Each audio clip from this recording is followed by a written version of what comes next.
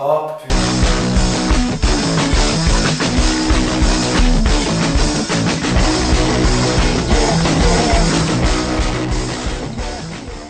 Salut tout le monde, alors aujourd'hui on va parler d'un deck burn. Il s'agira du deck burn avec coupon cadeau. J'aimerais aussi m'excuser auprès de tous mes auditeurs de mon absence pendant ces 2 semaines. J'ai été très occupé donc je n'ai pas pu faire le montage de mes vidéos. Le 14 janvier nous allons avoir la sortie des nouveaux boosters Bosch, donc Breaker of Shadow.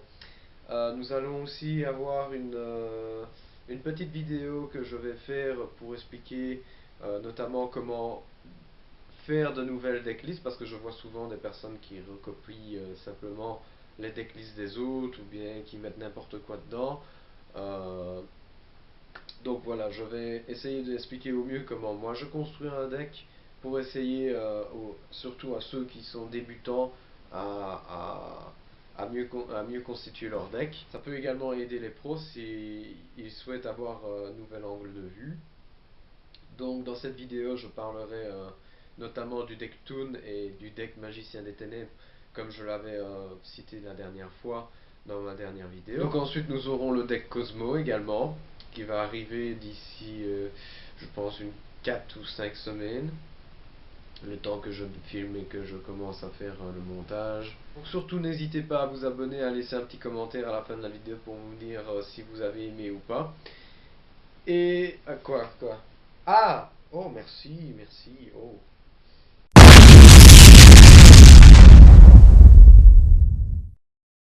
Et donc Gaspard Savoureux, quelle est ta carte préférée? Ma carte préférée dans mon deck, c'est celle-ci, la réticule.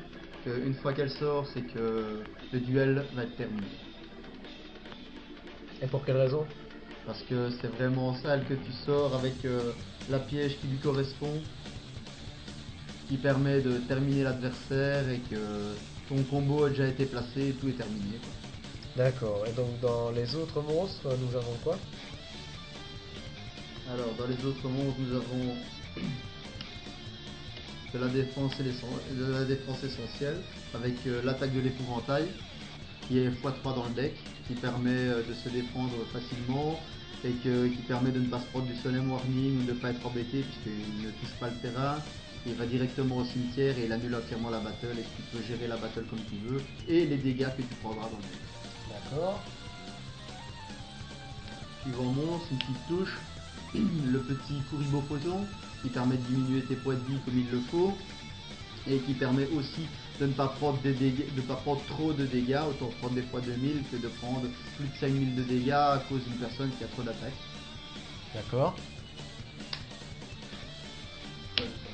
Le chasseur de précision, parce que dans le deck tu fais énormément de pioches, et d'ailleurs avec Burn Turbo, qui te permettra souvent avec des mains de 16 cartes de dégager tout le terrain adverse et donc de toi pouvoir replacer ton terrain.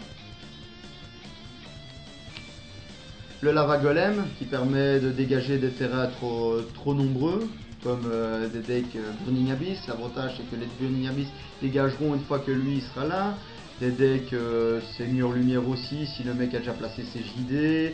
Des decks Stellar Knight par exemple aussi, qui ont souvent l'habitude de placer des belles Exceed ou beaux terrains nombreux. Et donc l'avantage que lui, en les dégageant, l'adversaire ne pourra plus activer ses Stellar Nova. Ou aussi le deck Infernoï. La dernière. La petite dernière, la petite pioche, le triple carcardé qui, vu la quantité de pièges que tu as et d'autres magies ou pièges que tu as pour te défendre, bah, te permet de piocher 2 facilement. Il ne te coûte pas grand chose et souvent, une fois que tu as placé ton terrain, une fois que tu places ton terrain, tu le mets lui et tu te refais une main grâce à lui entre autres. Nous allons passer donc aux cartes magie. Les cartes magie, le double typhon essentiel qui permet de dégager des cartes qui m'empêcheraient de faire mes combos ou de dégager des cartes assez embêtantes ou des cartes qui sont dans le combo du terrain du deck en face.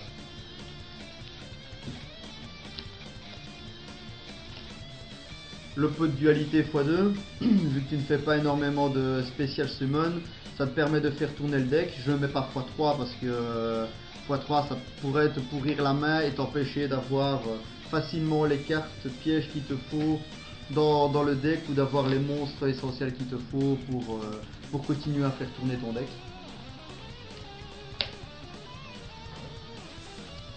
Le Upstart Goblin qui permet soit de burner l'adversaire si tu as déjà ce qu'il faut, ou alors de lui augmenter ses points de vie, ce qui est aussi dans le but du deck, et bien sûr de te faire tourner en te faisant piocher.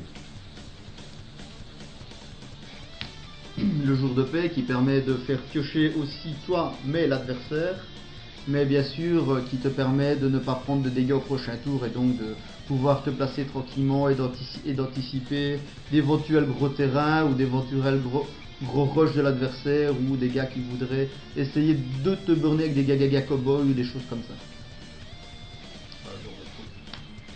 Les cartes pièges, comme je l'ai montré tantôt, tu as la bas de réaction de Shimoshi qui fait exactement le même effet que la réficule, au lieu que l'adversaire gagne des points de vie, il va les perdre. Cette carte, souvent, tu la gardes vers la fin pour être sûr de la sortir en combo avec la réficule. Comme ça, si le gars veut te sortir un typhon, tu as la réficule qui est toujours là. Si le gars te sort un Book of Moon, tu as la piège qui est toujours là. Et donc, il te permet de faire un burn final.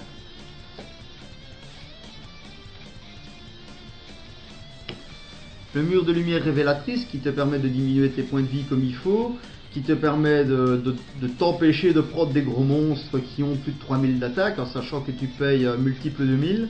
Pour empêcher donc l'adversaire, tu payes 5000, à moins qu'il ait un monstre à plus de 5000, ou sinon il ne passera jamais devant. Donc ça te permet de te protéger. De plus, c'est un cost de payer. Donc d'office, la diminution de tes points de vie se fera, même si la carte s'en va. On pourrait faire 8000, en général, tu dis quel chiffre? En général, je dis plus ou moins 5000, qui fait que dans les 5000, il te reste 3000, qui sera déjà bénéfique pour d'autres cartes que je vais te montrer par après, qui nécessitent que j'ai 3000 points de vie ou moins. D'accord. Le petit coupon cadeau, qui fait bien sûr gagner 3000 points à l'adversaire, qui permet de lui augmenter ses points de vie généreusement dans l'intérêt du deck, et d'autres cartes qui sont dans le deck, ou sinon de terminer l'adversaire si avec une main bien chanceuse tu pioches les 3 ainsi que la réficule qui fait un burn direct de 9000. Après les coupons cadeaux pour les aider, il y a le Twangus qui augmente effectivement aussi les points de vie de l'adversaire avec 3000 en déclarant fusion, synchro ou excise, en sachant que dans le deck il n'y a absolument pas d'extra deck, enfin il y a 0 carte dedans, mais l'extra deck est quand même là malgré qu'il n'y a pas de carte dedans. Donc d'office, en disant synchro, fusion ou excise, vous êtes sûr d'augmenter les points de vie de l'adversaire, ou si c'est déjà en burn final, de le terminer avec cette carte là comme le coupon cadeau. La carte que je parlais tout à l'heure, qui si on a 3000 points de vie, elle peut être activée. Elle permet de copier n'importe quel piège normal dans le cimetière, donc qui pourrait permettre de recopier entre autres les coupons cadeaux, le Twangus qui sont dans le deck, et donc au lieu d'en avoir 3 et 2, ça vous augmente les possibilités de burn même si on vous les a dégagés avant. Les Reckless Greed qui font partie entièrement de la pioche, qui on a déjà vu dans la vidéo précédente. Si vous avez les 3 d'un coup, c'est entièrement magnifique, et c'est le pied, piocher 6 pour ne plus piocher pendant 2 tours, qui vous fait entièrement une main, qui vous fait entièrement du combo, et qui peut être aussi copié par la trappe présentée précédemment, qui vous fera piocher encore plus avec.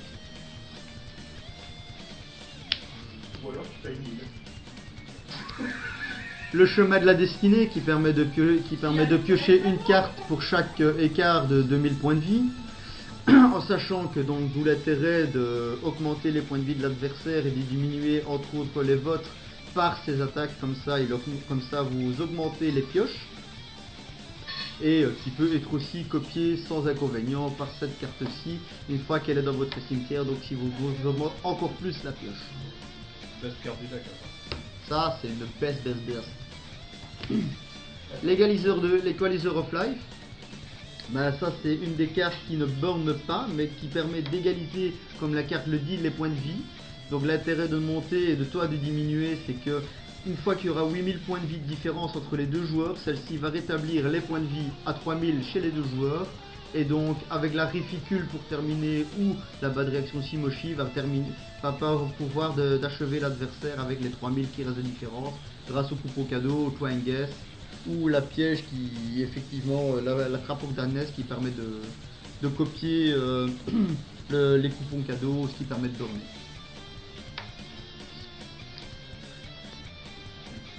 Et le petit final pour se défendre en plus, les Threatening Roar qui, comme les épouvantails, empêchent l'adversaire d'attaquer et qui aussi est bien à gérer, qui permet de gérer donc les points de dégâts que tu prendras par les attaques de l'adversaire. Donc Gaspard Savoureux, quelle serait la meilleure main que tu pourrais avoir en acceptant bien sûr le réficule ainsi que les coupons cadeaux? Bah, nous allons essayer une main un peu random comme ça dans le deck que je viens de remélanger pour voir comment il pourrait tenir éventuellement. Donc, je prends les 5 cartes de base. Voilà, 5 cartes qui sont loin d'être mauvaises. Souvent tu ne commences pas, tu essaies souvent d'être deuxième dans le but d'avoir une 6ème carte, d'avoir un peu plus dans ton deck.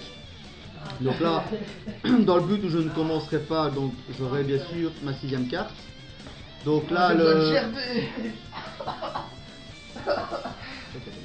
et donc ici le deck est loin d'être dégueulasse. Tu as l'épouvantail qui permet de te défendre et de gérer les dégâts que tu vas prendre. Tu as la pyramide de lumière révélatrice qui va pouvoir diminuer tes points de vie. Et donc qui est très combo avec l'espoir d'évasion qui, grâce à la diminution que tu vas faire grâce à cette carte et la diminution que tu vas pouvoir faire grâce à elle, tu vas pouvoir piocher des différences de 2000 en sachant que tu seras rajouté 3000 à l'adversaire. Donc tu vas pouvoir déjà te refaire une très belle main. De plus, tu as le jour de paix qui permet de gérer aussi les dégâts que tu prendras. Ça, tout dépend quand tu le feras, soi-disant tu peux le faire après avoir pris de gros dégâts. De toute façon tu ne crées rien grâce à l'épouvantail de ferraille. Donc là tu as déjà une très bonne main pour anticiper la chose. Et en voyant les 3 suivantes cartes, tu as un Reckless Greed qui tient bien, un deuxième Reckless Greed qui est des fois vraiment pas mal. Et ici un peu de dualité qui te permettra de voir, on va dire, la suite que tu pourrais anticiper dans ton deck. Et donc les combos que tu pourrais garder pour la suite, comme ici l'augmentation encore des points de vie de l'adversaire.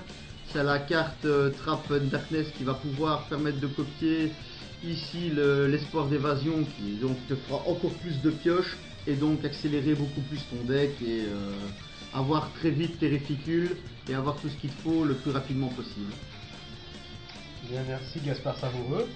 Mais de rien, avec plaisir. T'as encore quelque chose à ajouter par rapport au deck?